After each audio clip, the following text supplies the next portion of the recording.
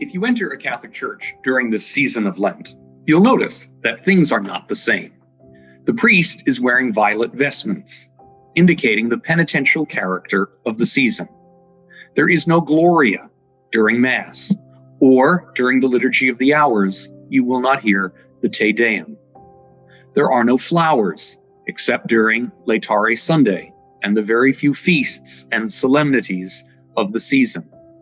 You will not hear the organ on its own, but only to accompany congregational singing. The liturgical prayers and readings of the season will take priority, meaning fewer celebrations of the saints during this time.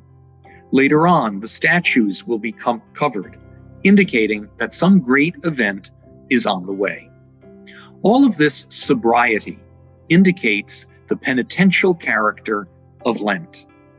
It means that these 40 days should be lived differently than the rest of the year. The Holy Father's message for Lent 2021 tells us that the practices of prayer, fasting, and almsgiving both enable and express our conversion during this season.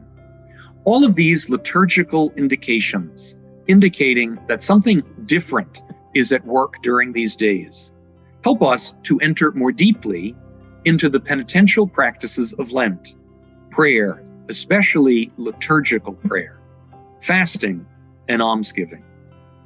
Prayer, fasting, and almsgiving are not the same as their secular counterparts.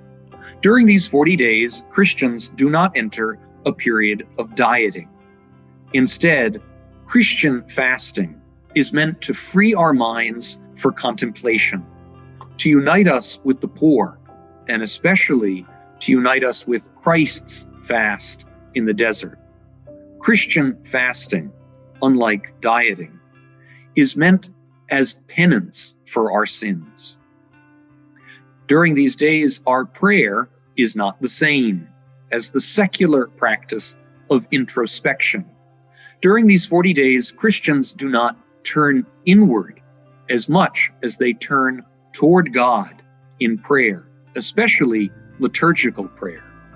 During these days, we are meant to increase our praise and adoration and worship.